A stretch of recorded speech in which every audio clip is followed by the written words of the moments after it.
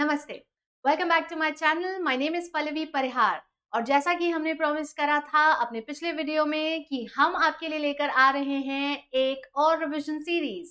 Now what we have decided in this revision series is हम आपके company law के कुछ इंपॉर्टेंट चैप्टर्स पुट अप करने वाले हैं इन वीडियो सीरीज में, जिन्हें देख करके आप लास्ट मिनट में अपने उन चैप्टर्स का बहुत अच्छे से रिवीजन कर सकेंगे। एंड गेस व्हाट, हमने कौन से टॉपिक्स सबसे पहले उठाए हैं? तो हमने उठाए हैं आपके पार्ट बी। जी हाँ, आपके सीएस एग्जीक्यूटिव करिकुलम के पेपर नंबर 2 यानी कंपनी लॉ का पार्ट बी, वो पार्ट जो 40 मार्क्स के लिए आपसे एग्जाम में पूछा जाता है, और वो पार्ट जिसमें मीटिंग्स और डायरेक्टर जैसे दो काफी भारी भरकम टॉपिक इंक्लूडेड हैं। वो टॉपिक्स जिनका डेफिनेटली वेटेज भी एग्जाम में बहुत ज्यादा है, वो टॉपिक्स जिनका कंटेंट भी बहुत ज्यादा है। But guess what, you need not worry, क्योंकि हम इस रिवीजन सीरीज में इन पूरे चैप्टर्स को कुछ छोटे छोटे सेक्शंस के बंच में डिवाइड करके आप लोगों के लिए प्रेजेंट करेंगे, जिन्हें आप सुन करके अपने इस रिवीजन को कंप्लीट कर सकते हैं। हाँ, बस एक चीज ध्यान रखिएगा, when we are taking up with this series, हम ये मानकर चल रहे हैं कि आप एक बार अपनी सारी पढ़ाई बहुत अच्छे से कर चुके हैं। बीइंग अ रिवीजन सीरीज, हम टॉपिक्स को रिविजन्स की ही तरह लेंगे। आपके सामने स्क्रीन पर कुछ नोट्स चलते जाएंगे, उन नोट्स की सहायता से ही हम इन चीजों को कवर अप करेंगे। आप जिन भी मटेरियल्स में से पढ़ रहे हैं, स्टडी मटेरियल्स को देख सकते हैं, plus you have the things on the screen, आप यहाँ से इन्हें रिवाइज भी कर सकते हैं। One more disclaimer, all these notes and this revision series is as per the updated module, यानी कि आपको जो भी अमेंडमेंट्स आपके दिसंबर 20 के स्पेसिफिक एग्जाम में दिए गए हैं, उन सारे अमेंडमेंट्स को इनकॉर्पोरेट करते हुए एज ऑन डेट आपकी एग्जाम में आपको ध्यान रखने के लिए जो भी चीजें रिक्वायर्ड हैं, उन सारे अमेंडमेंट्स और अपडेट्स को इनकॉर्पोरेट करते हुए we are presenting this revision series to you. So my dear students, without wasting much of our time, let's start off with our today's session। और आज हम आपके जनरल मीटिंग के 5 मेजर सेक्शंस उठाने वाले हैं, और इन 5 मेजर सेक्शंस में सेक्शन नंबर 96, 97, 98, 99 और 100 पर हम बात करेंगे। अब जब मैं ये आपको बोल रही हूँ तो आई एम डेफिनेटली श्योर कि आप सभी लोगों ने दिमाग में ये रिकॉल कर लिया होगा कि सेक्शन 96, 97, 98, 99 और सेक्शन 100 एनुअल जनरल मीटिंग और एक्स्ट्रा ऑर्डिनरी जनरल मीटिंग्स को किस तरह से कॉल करा जाता है, उनकी frequency and who is authorised to call this meetings, इन सब पर बेस्ड। तो हमें उन्हीं पर आना है। एक क्विकली मीनिंग देख लेते हैं कि मीटिंग्स क्या होता है। As you can see the things are there for you on the screen. By now आप इन्हें देख चुके होंगे और आप समझ पा रहे हैं कि meetings basically refers to a gathering of 2 or more than 2 people।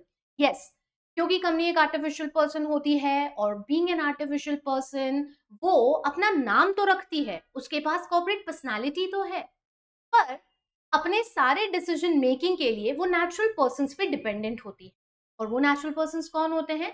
हमारे जैसे वो लोग जिन्हें कंपनी में मेंबर्स और डायरेक्टर्स, यानी कि बोर्ड ऑफ डायरेक्टर्स और मेंबर्स, इन 2 डेजिग्नेशंस पर अपॉइंट करा जाता है। ये 2 कैटेगरीज कंपनी की 2 मेजर डिसीजन मेकिंग अथॉरिटीज होती हैं। तो अब ये डिसीजन मेकिंग अथॉरिटीज, यानी कि इस कैडर में बोर्ड और मेंबर्स में आने वाले लोग जब एक दूसरे के साथ मिल करके बिजनेस से संबंधित चीजों को डिस्कस करते हैं और उस पर डिसीजंस लेते हैं, तो उस गैदरिंग को हम फॉर्मली हमारे कंपनी लॉ की लैंग्वेज में मीटिंग्स कहते हैं। So that's what meeting is about, a gathering of 2 or more than 2 people for the purpose of transacting certain businesses। 2 या 2 से अधिक व्यक्तियों का एक दूसरे के साथ मिल करके कंपनी से संबंधित व्यापारिक गतिविधियों पर किया गया किसी भी तरह का डिस्कशन, जहां डिसीजंस लिए जाएंगे ताकि फिर उस डिस्कशन को मूर्त रूप दिया जा सके, मीटिंग कहलाएगा। So that's what the meaning of meeting is there for you in front of you on the screen। हाँ, यहाँ हमें एक चीज बहुत अच्छे से ध्यान रखना है।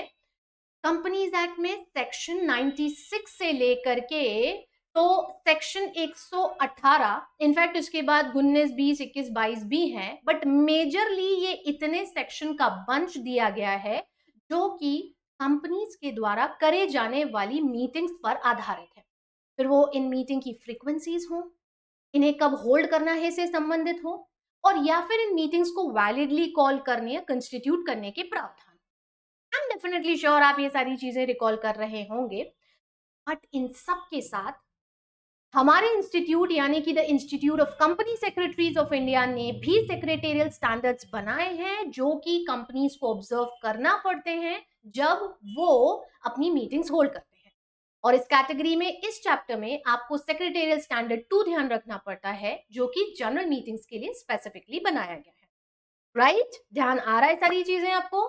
सेक्रेटेरियल स्टैंडर्ड 2 जो कि हर कंपनी को ऑब्जर्व करना है। आप देखिए यहाँ पर स्क्रीन पर सेक्रेटेरियल स्टैंडर्ड 2 के रेफरेंस में आई have given a point two you. Section 118 company act का सेक्शन 118 सबसेक्शन 10 के अनुसार हर वो कंपनी जो जनरल मीटिंग कर रही है उसे सेक्रेटेरियल स्टैंडर्ड 2 के प्रोविजंस को भी अडॉप्ट करना पड़ता है, ऑब्जर्व करना पड़ता है। तो इस तरह से 96 से 118 और सेक्रेटेरियल स्टैंडर्ड 2, 96 से लेकर 118 और सेक्रेटेरियल स्टैंडर्ड 2, इतनी सब चीजें कंपनी को जनरल मीटिंग के दौरान कंप्लाई करनी है। कंप्लाई करवाता कौन है भाई? Who is the one who's responsible to take care whether all these provisions are observed or not? We, the company secretaries. You, of course, आप लोग हैं वो जो आगे आने वाले समय में इन सब चीजों पर ध्यान देंगे। सूत्रधार है ना आप, सूत्रधार, एंकर हैं आप इस मीटिंग के। डेफिनेटली आपका इन प्रोविजंस पे ग्रिप होना बहुत जरूरी है। तो चलिए अब आगे देखने चलते हैं कि आपकी ये जो मीटिंग्स हैं कितने प्रकार की होती है। All of us are aware of this fact. हम जानते हैं by now that usually the members meetings are divided into 3 parts. 3 तरह की मीटिंग्स होती है। एनुअल जनरल मीटिंग होती है और एक्स्ट्राऑर्डिनरी जनरल मीटिंग होती है और क्लास मीटिंग्स होती है। साल में एक बार होने वाली एनुअल जनरल मीटिंग, स्पेशली किसी पर्पस को ट्रांजैक्ट करने के लिए करी जाने वाली एक्स्ट्राऑर्डिनरी जनरल मीटिंग, और क्लास ऑफ मेंबर्स या सिक्योरिटी होल्डर्स के लिए होने वाली क्लास मीटिंग। अभी आते हैं सबसे पहली मीटिंग पर, और वो सबसे पहली मीटिंग या हमारा सबसे पहला बंच ऑफ सेक्शन है section number 96 and it is there in front of you on the screen. यहां से जनरल मीटिंग के प्रोविजंस की शुरुआत होती है और सबसे पहला सेक्शन जो है सेक्शन 96 एनुअल जनरल मीटिंग पर आधारित है। राइट? अब आप देख रहे होंगे बच्चों स्क्रीन पर सामने यहाँ पर बहुत स्पेसिफिकली सेक्शन की लैंग्वेज को कोट करा मैंने आपके लिए so that you can understand. Section 96 बड़ा क्लियरली ये कहता है कि हर कंपनी को other than an OPC, every company other than an OPC is required to hold a meeting once in year and that is the meeting that is called as annual general meeting. Her company, every company other than an OPC shall in each year hold a meeting to be called as annual general meeting.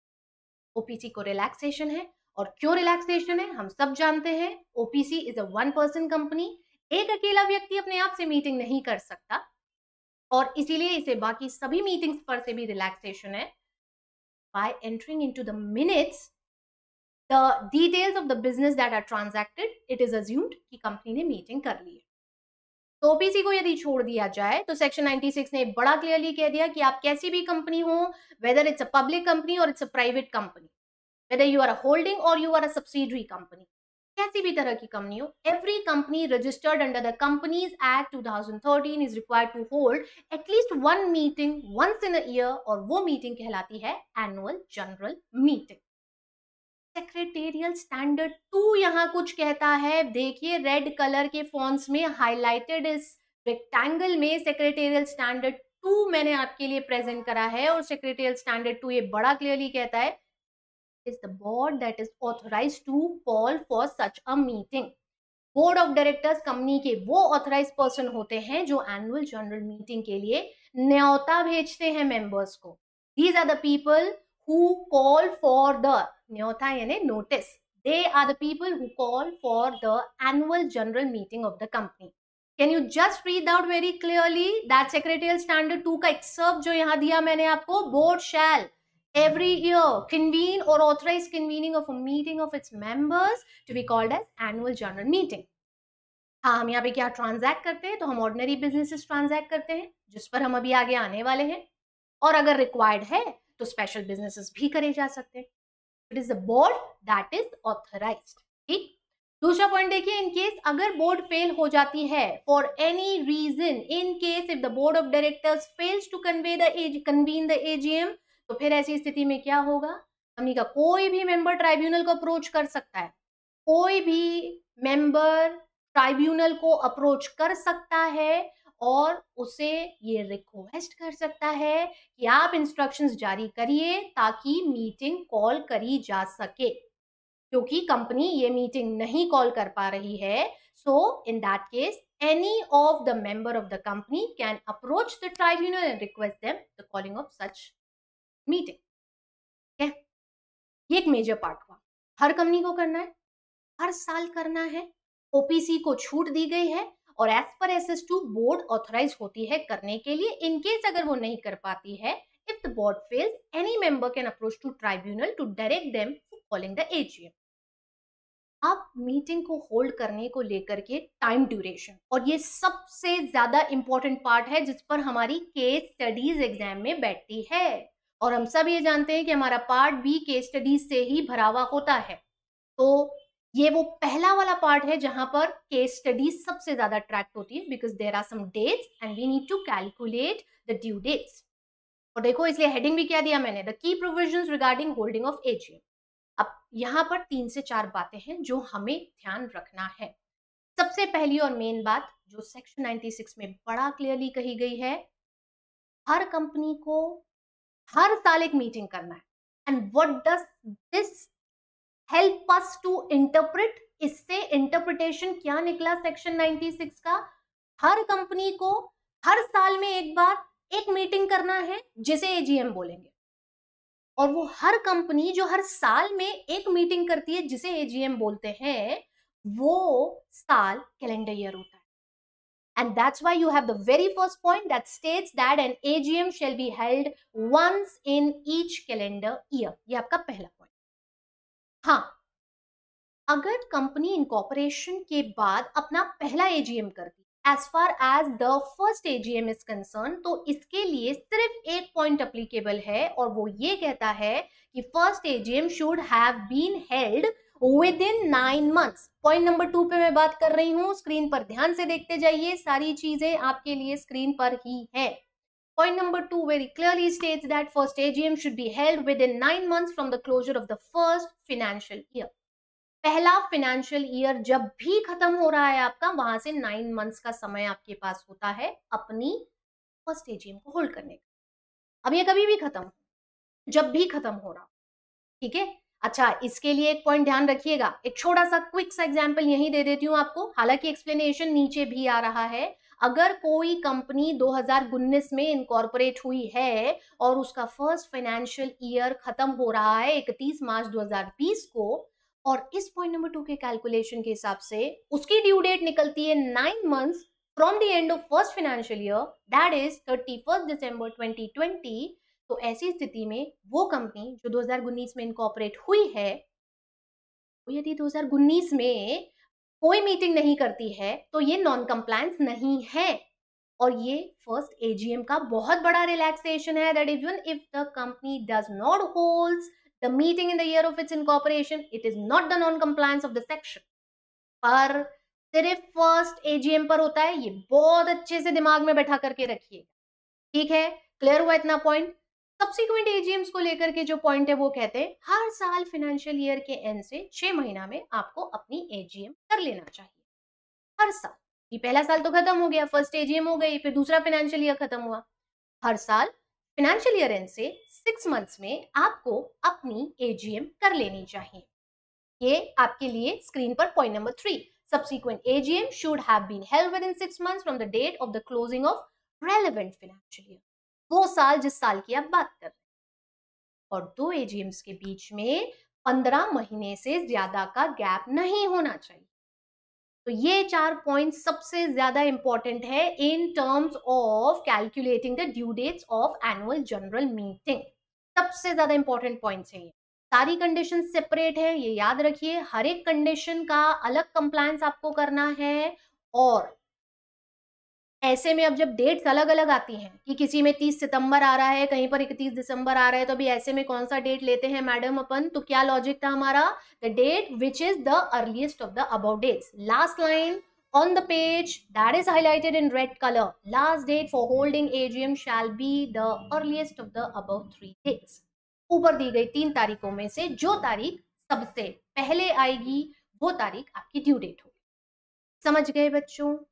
पहली AGM कब करनी थी आपको? First financial year and से 9 months के अंदर। Subsequent AGMs के लिए हर कैलेंडर ईयर में एक मीटिंग हो, ध्यान रखिए। फाइनेंशियल ईयर एंड से 6 महीना में आपकी मीटिंग हो जानी चाहिए, ध्यान रखिए। यहाँ एक रिलैक्सेशन आता है, हम उस रिलैक्सेशन पर आने वाले हैं आगे। एक रिलैक्सेशन आता है इस पॉइंट पर। और चौथा पॉइंट क्या था? तो एजीएम्स के बीच में कभी भी 15 महीने से ज्यादा का गैप नहीं होना चाहिए।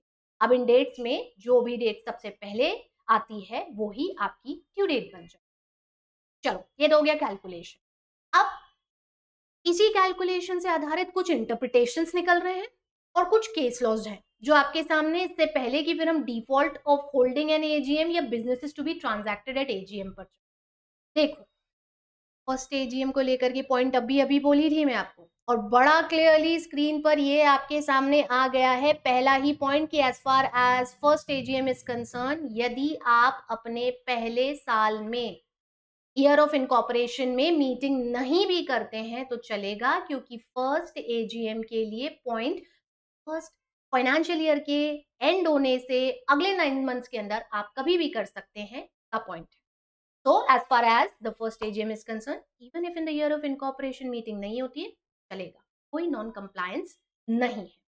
अब वो तीसरे पॉइंट के लिए जो बोली थी, एक रिलैक्सेशन आ रहा है। एजीएम्स में ड्यू डेट का एक क्राइटेरिया है ना कि 6 महीना from the end of financial years कर लेना चाहिए। ये जो 6 महीना from the end of financial year end है, इस पर आप if you have reasons can apply to ROC, your concerned ROC, and can avail a relaxation of up to 3 months। Point number 2 की मैं बात कर रही हूँ जो आपके सामने स्क्रीन पर है। The registrar may, if you have those special reasons, have those reasonable grounds, you can ask for, you can avail for a relaxation, और यहाँ मैक्सिमम 3 महीने तक का रिलैक्सेशन आपको मिल सकता है। यानी वो डेट जो अदरवाइज 30 सितंबर निकलेगी। क्यों? क्योंकि आपके फाइनेंशियल ईयर एंड से 6 महीना। फाइनेंशियल ईयर एंड कब होता है हमारा? 31 मार्च मोस्ट ऑफ द टाइम्स। यहाँ से 6 महीना यानी 30 सितंबर। इस 30 सितंबर पर 3 और महीने का रिलैक्सेशन आप अवेल कर सकते हैं, यानी 31 दिसंबर। ठीक है, क्लियर हो गया ये सेकेंड वाला पॉइंट भी। तीसरे वाले पॉइंट पर आइए। तीसरा वाला जो पॉइंट आपको मैंने दिया है, ये स्पेसिफिकली एलओडीआर में दिया गया टॉप लिस्टेड 100 एंटिटीज के लिए, only for the top 100 listed entities जो कि उनके इमीडिएट प्रीवियस फाइनेंशियल ईयर के मार्केट कैपिटलाइजेशन पर निकाली जाती हैं। इनके लिए 6 महीना नहीं 5 महीने का टाइम ड्यूरेशन होता है बस। पॉइंट नंबर 3 की हम बात कर रहे हैं। इन्हें अपनी meetings within 5 months from the date of the closure of financial year करना है। सिर्फ यही नहीं, साथ में इन्हें एक 1 वे लाइव वेबकास्ट भी देना है। उसका लाइव वेबकास्ट चलता है। अब लाइव वेबकास्ट एक ऐसा वर्ड है जिसे आप लोग बहुत बेहतर ढंग से जानते हैं, है ना। तो पूरी मीटिंग जो चल रही है उसका लाइव वेबकास्ट आपको देना बहुत जरूरी, if you fall into the top 100 listed entities. ये सिर्फ लिस्टेड एंटिटीज के लिए है, ये ध्यान रखिएगा। ठीक है बच्चों, आगे बढ़ते हुए चौथे पॉइंट पर आते हैं। अब चौथा पॉइंट जो है वो एजीएम के डेट, डे, टाइम और वेन्यू से संबंधित। और डेट, डे, टाइम, वेन्यू जिसका एक्रोनिम या अब्रिविएशन हमने क्या बना रखा है? DDTV, Doordarshan television. वो जो अब हम ज्यादा नहीं देखते, हाँ वो जिसे हमने लॉकडाउन में जरूर देखा। क्यों? क्योंकि रामायण और श्री कृष्णा दोबारा शुरू हो गया था। याद आया ना लॉकडाउन के वो शुरुआती दिन जब दूरदर्शन पर रामायण का प्रसारण पुनः हो रहा था।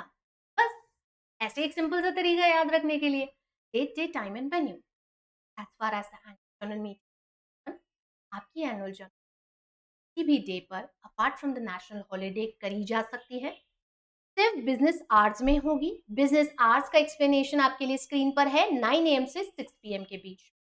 और द डेट, डे, टाइम बचा वेन्यू, रजिस्टर्ड ऑफिस पर ही होती है एनुअल जनरल मीटिंग।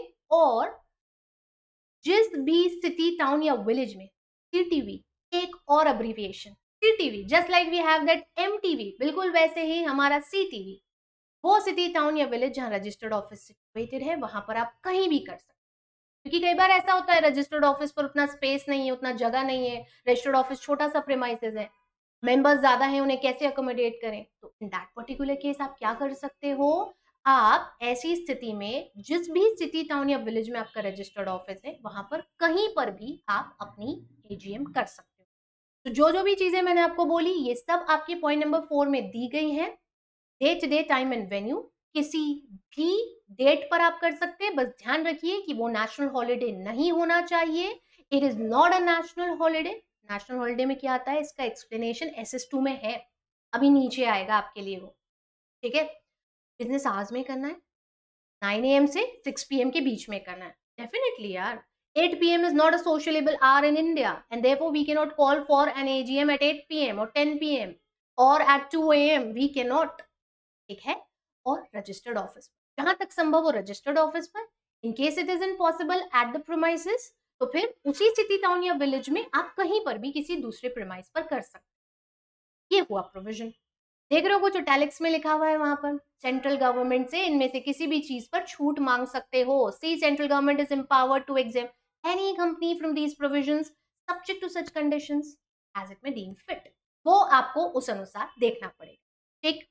3 छोटे से पॉइंट्स आपके सामने आगे आ रहे हैं और वो है अनलिस्टेड कंपनी की एजीएम, सेक्शन 8 कंपनी और गवर्नमेंट कंपनी की एजीएम के संबंध में।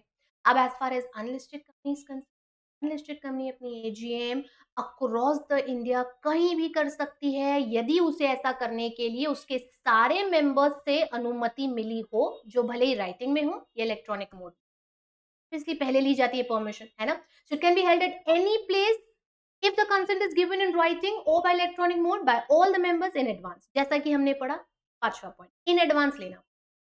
गवर्नमेंट कंपनीज के केस में यदि आप एजीएम किसी दूसरी जगह पर करना चाहते हैं जो रजिस्टर्ड ऑफिस या उस सीटीवी के अलावा कहीं है, तो फिर इसके लिए आपको गवर्नमेंट से ही अप्रूवल लेना पड़ती है। Point number 6, the central government may approve such other place for holding AGM if the place is other than the registered office.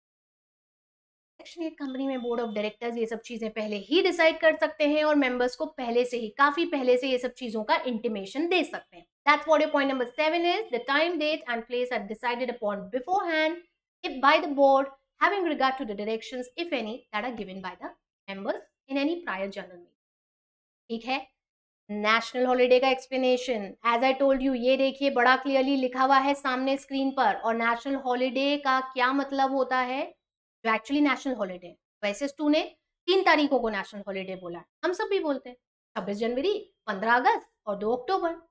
एक दिन हमारा देश आजाद हुआ था, that is the independence day. एक दिन हम अपना गणतंत्र दिवस मनाते हैं यानी कि हमारा रिपब्लिक डे, और एक दिन हम महात्मा गांधी यानी हमारे देश के राष्ट्रपिता का दिन सेलिब्रेट करते हैं यानी कि 2 अक्टूबर। ठीक, ये तीनों डेज नेशनल हॉलिडे है, पर एजीएम नहीं होता। अब इसके अलावा कोई और day all of a sudden यदि नेशनल हॉलिडे डिक्लेयर होता है किसी भी नेचुरल या किसी भी रीजन के चलते, कोई बहुत बड़ा राष्ट्रीय शोक यदि घोषित करा गया और नेशनल हॉलिडे हो गया, वो भी नेशनल हॉलिडे मान लिया जाएगा for the purpose of the provisions.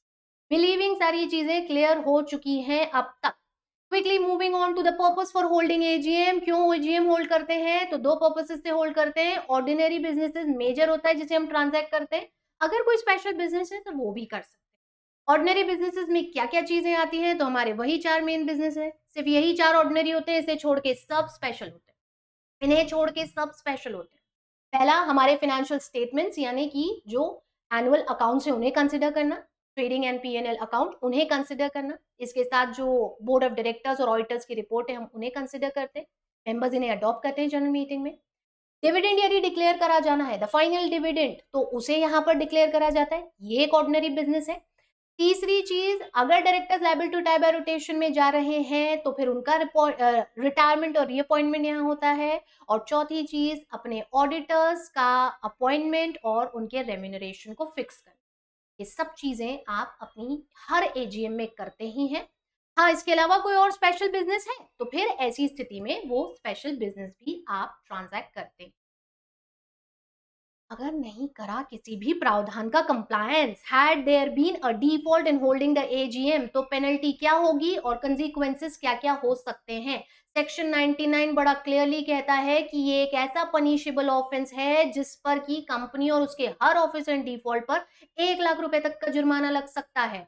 1 lakh रुपए तक का जुर्माना failure to call this meeting पर, और ये 5,000 रुपए पर डे से बढ़ता जाएगा अगर डिफॉल्ट कंटिन्यू। बहुत बड़ा अमाउंट है 5,000 रुपया पर डे के हिसाब, है ना? तो ये पहली पेनल्टी है। दूसरी चीज जो यहाँ पर दी गई है, यू कैन क्लियरली सी, मैंने मार्क कर रखा है उसे यहाँ पर। दूसरा पॉइंट क्लियरली ये कहता है कि अगर कंपनी डिफॉल्ट करती है तो फिर ऐसी स्थिति में कंपनी का कोई भी मेंबर ट्राइब्यूनल को अप्लाई कर सकता है, उन्हें ये कह सकता है, रिक्वेस्ट कर सकता है that since the company has made a default in holding the AGM, now we request you to grant us the permission. आप ऑर्डर दें, परमिशन दें कि ये मीटिंग कॉल करी जाए, और इससे संबंधित जो भी दिशा निर्देश आपको जरूरी लगते हैं वो सब आप दीजिए। इन दिशा निर्देशों में एक पॉइंट ये भी होता है जहां सेक्शन 97 का रेफरेंस आता है, जो ये कहता है कि even a single person present in person or by proxy will be enough to constitute the quorum to validly constitute this meeting. बड़ा तगड़ा और दमदार प्रोविजन है ये। तो ये हुआ सेक्शन नंबर 97 और 99 का रेफरेंस। और अब ईजीएम पर बढ़ने से पहले कुछ प्रैक्टिकल कॉन्सेप्ट्स आपके लिए कंपाइल करे हैं यहाँ मैंने। प्रैक्टिकल कॉन्सेप्ट्स या केस स्टडीज जहाँ कुछ छोटे छोटे पॉइंट्स बताए गए, जहाँ कब एजीएम कर पाना पॉसिबल है, कब नहीं पॉसिबल है, कोई चीज करी गई तो डिफॉल्ट होगा या नहीं होगा। You have the things on the screen, आप साथ साथ में पढ़ते चल ही रहे होंगे। मैं सिर्फ आपको इन्हें रिवाइज करा देती हूँ बड़ी जल्दी से, बड़ा क्विकली। यदि किसी कारणवश कंपनी के बुक्स ऑफ अकाउंट्स को सीज कर लिया गया तो ये एक ऐसा बहुत बड़ा रीजन है कि आप मीटिंग नहीं होल्ड कर सकते। यस डेफिनेटली, एजीएम क्यों करते हो? पहला ऑर्डिनरी बिजनेस क्या था? The first ordinary business was considering and adopting the financial statements of the company for the state financial year.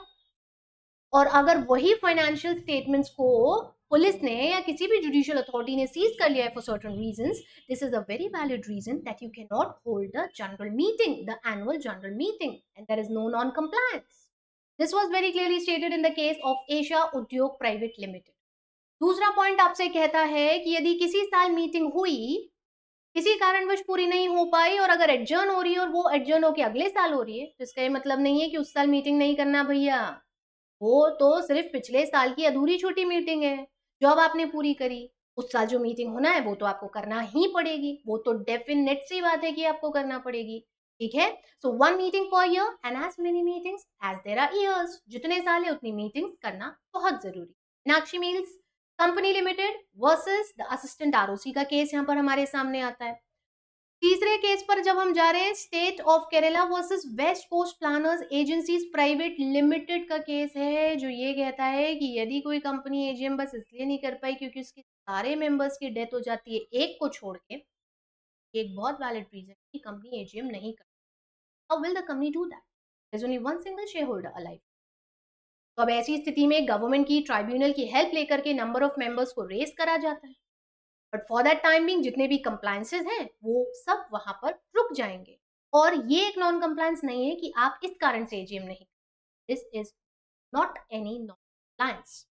चौथा पॉइंट जो आप स्क्रीन पर देख रहे हैं वो ये है कि हर कंडीशन जो हमने टाइम ड्यूरेशंस पढ़ी है, हर कैलेंडर ईयर में एक, फाइनेंशियल ईयर एंड से 6 महीना, 2 के बीच में 15 महीने से ज्यादा का गैप ना हो, सब कंडीशंस अलग अलग है, याद रखिएगा।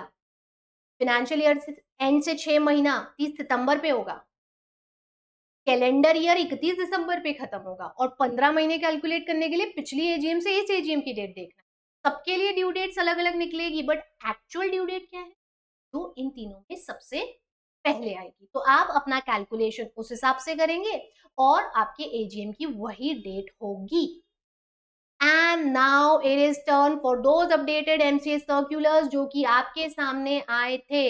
आई have given you the exact crux of those MCA circulars, you can read them out on the screen. वो सर्क्यूलर्स जो कि 21 अप्रैल 2020 को आए थे, और दूसरा वो सर्क्यूलर जो कि 5 मई 2020 को आया था। 21 अप्रैल वो समय था जब हमारे देश में लॉकडाउन चल रहा था।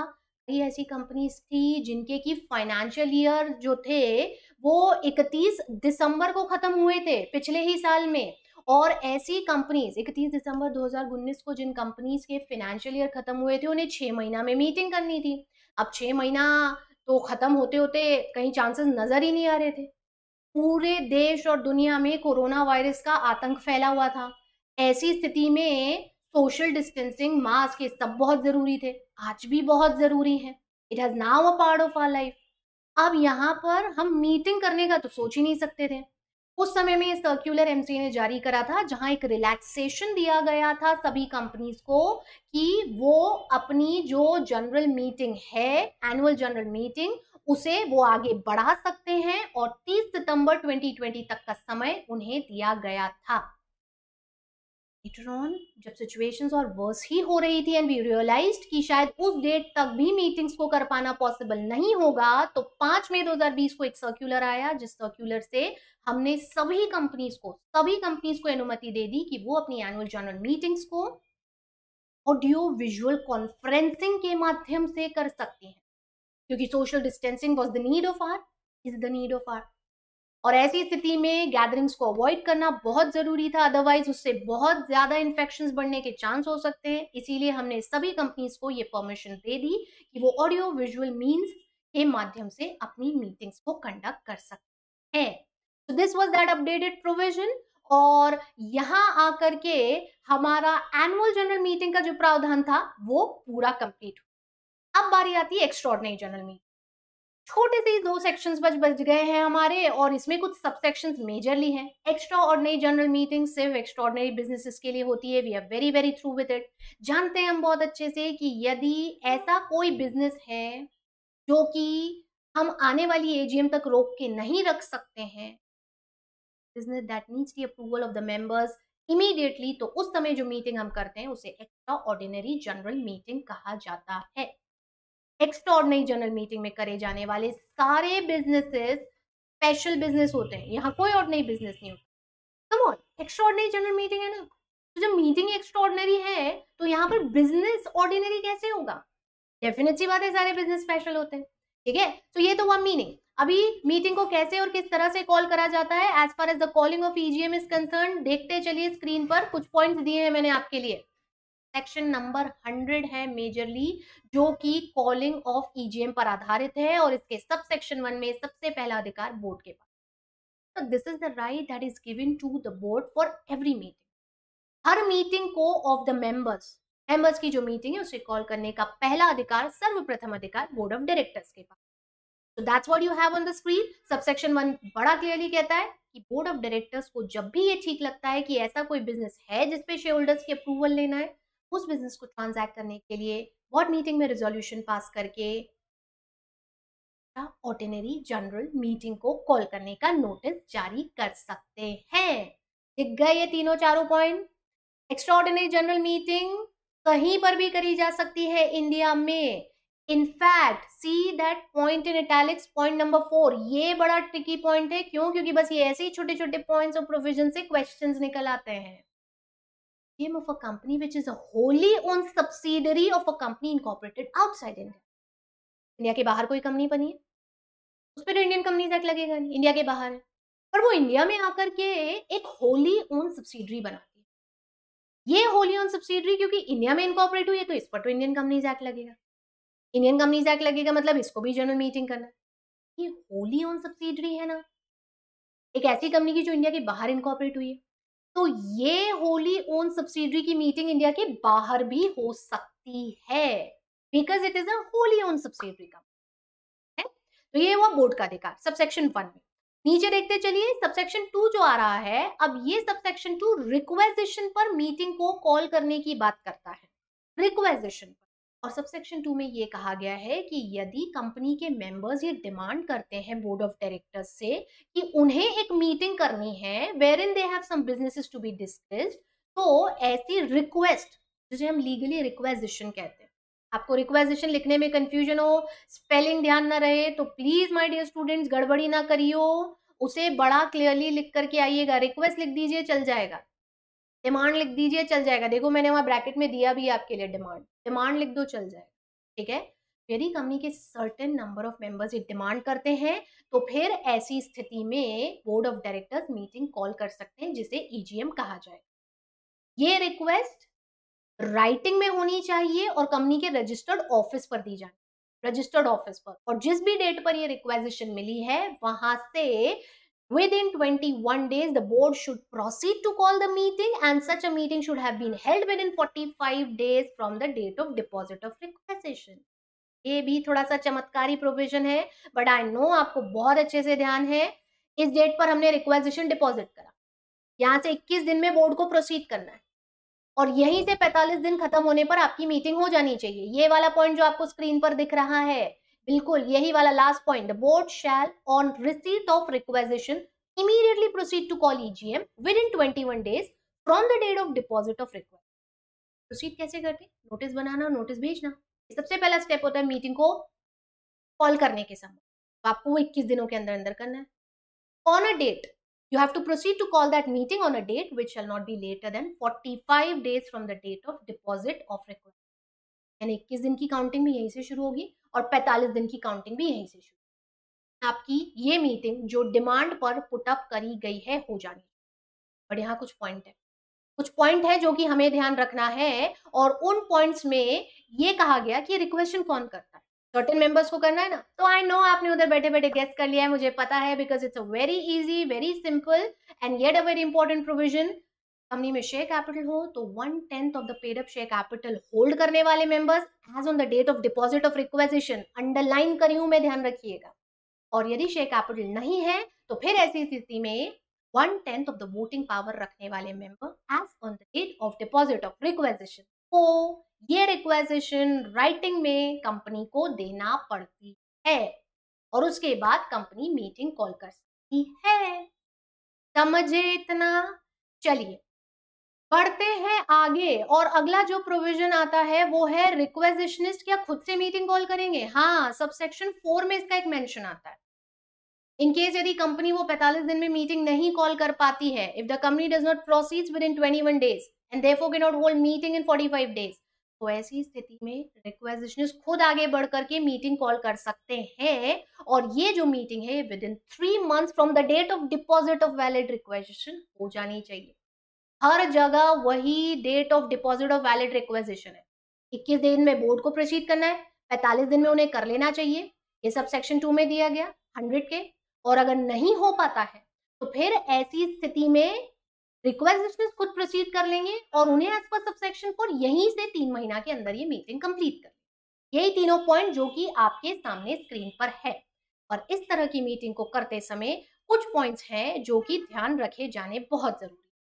पहला पॉइंट, इस मीटिंग में ऐसा कोई भी बिजनेस ट्रांजैक्ट नहीं होगा जो कि पोस्टल बैलेट से किया जाए। पोस्टल बैलेट से करे जाने वाले बिजनेसेस को ट्रांजैक्ट करने के लिए मेंबर्स रिक्वेजिशन नहीं दे सकते, रिक्वेजिशन राइटिंग में होगी। हाँ, आप इलेक्ट्रॉनिक मोड में भी दे सकते हैं, जो कि कंपनी के रजिस्टर्ड ऑफिस पर कम से कम 21 क्लियर डेज पहले आपको देना पड़ेगा। जो भी ईजीएम की डेट आप उसमें रिक्वेस्ट करना चाह रहे हैं वहां से 21 क्लियर डेज पहले आपको इसे देना पड़ेगा। तीसरी चीज, आपको इसमें बड़ा क्लियरली स्पेसिफाई करना है डेट, टाइम एंड वेन्यू। कहां पर चाहते हैं आप कि ये मीटिंग हो, आप इस रिक्वेजिशन में बड़ा क्लियरली स्पेसिफाई करिए। साथ में ये भी ध्यान रखिए कि यदि इसमें कोई स्पेशल रेजोल्यूशन पास किया जाना है तो सेक्शन 114 के अनुसार उस स्पेशल रेजोल्यूशन के रिलेशन में जो भी कंप्लायंसेस हैं, आगे पढ़ेंगे हम, वो भी आपको ध्यान रखना है। ठीक, सारे मेंबर्स साइन करेंगे इन्हें, वो 1/10 सारे मेंबर्स साइन करेंगे, या कोई एक भी साइन कर सकता है, सबके बिहाफ पर कोई एक भी साइन कर सकता है। और हर एक मेंबर को जिसका नाम कंपनी के latest updated register of member में आ रहा है, हर एक मेंबर को ये रिक्वेजिशन भेजा जाएगा। एक्सप्लेनेटरी स्टेटमेंट की जरूरत नहीं होती है यहाँ पर। Despite of being an extraordinary general meeting, despite of having all the businesses that are special in nature, we are not required to have any extra explanatory statement for this particular EGM। Red में highlighted एक point आ गया है, और red में highlighted point आया है का मतलब क्या होता है? There is something that is really very important, और वो इंपॉर्टेंट पॉइंट क्या है? फोरम रिक्वायर्ड टाइम जो आधे घंटे का होता है, मैं नहीं आई अगर इस मीटिंग में तो ये मीटिंग डिसॉल्व हो जाएगी, कैंसिल हो जाएगी, खत्म हो जाएगी।